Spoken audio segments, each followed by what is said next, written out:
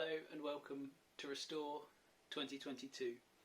This is an opportunity for us to read the scriptures together, to grow in our understanding of who God is, and to live for him.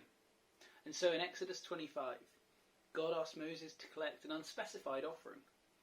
He didn't yet reveal the purpose of his asking, but that all the Israelites who were willing to give should give from their heart. And I think this is a really interesting challenge. God could have told them what he needed it for, but he didn't. He wanted their giving purely to be based out of an overflow of the heart. He only wanted things from those who were longing to give to him, not because they saw a need and just wanted to help. So are we willing to give? Not because there is a need or out of a habit or out of necessity, but out of an overflow of the heart in love for God and love for people. And then in verse 8, God does reveal his purpose, as he often does. Let them make me a sanctuary, that I may dwell with them.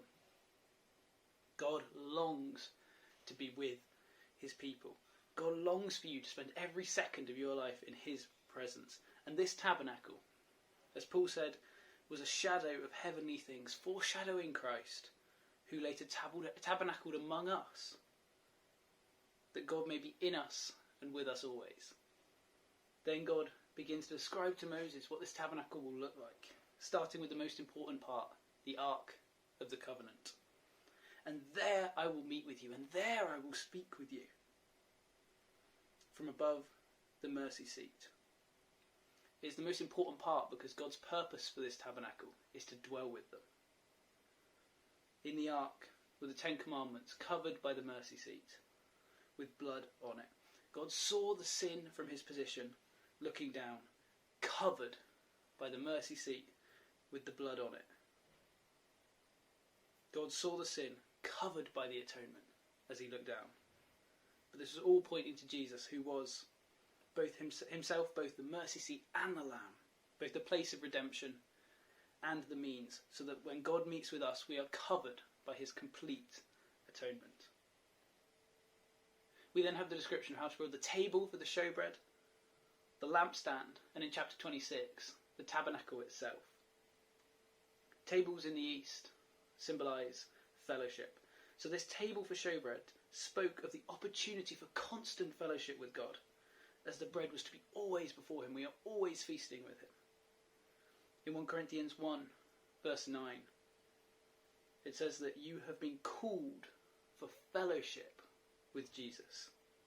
That is why you were called. And God says you can do it continually. There was also a single source of light in the tabernacle, and that was the lampstand. And there is also to be only one light for us, and that light is Jesus.